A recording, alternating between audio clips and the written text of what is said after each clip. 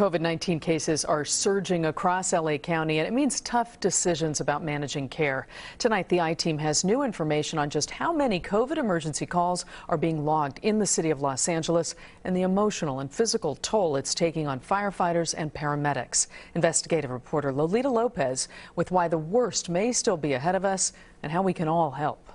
The emotional toll, going on all these cardiac arrests, seeing the human suffering.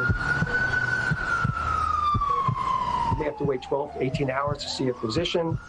And if you need a critical care bed in ICU, you may have to wait days in the emergency department before you go upstairs. Dr. Mark Eckstein oversees the Los Angeles Fire Department's emergency services and says it isn't just COVID patients who are being impacted. You may never get COVID, but if you need critical care, you need an emergency department, that's going to be difficult.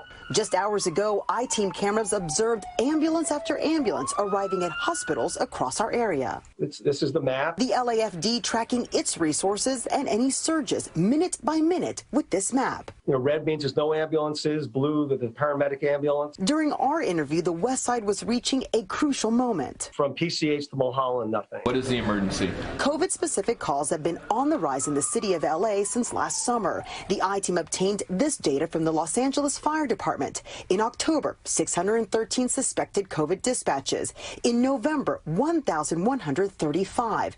And in December alone, more than 4,000 COVID-related calls. And now all responses are being treated with COVID in mind. Someone could have a motorcycle crash and be COVID positive. We're seeing that all the time. So they have to be very vigilant on every call. To limit the stress on hospitals, the fire department says they're now expanding a program to respond to some calls with telemedicine. They convert the call to a HIPAA-protected FaceTime video call and try to assist the patient and take care of the medical issues without sending an ambulance or fire engine. And in the most severe cases, this reality. We're not compromising care, but we're not transporting patients when we know their chance of survival is truly far less than 1%. Along with the shortage of hospital beds is a shortage of oxygen. This new directive tells emergency workers in LA County to only administer oxygen to patients whose levels dip below a certain threshold. This has truly been a marathon, not a sprint. Dr. Eckstein says if things don't change soon,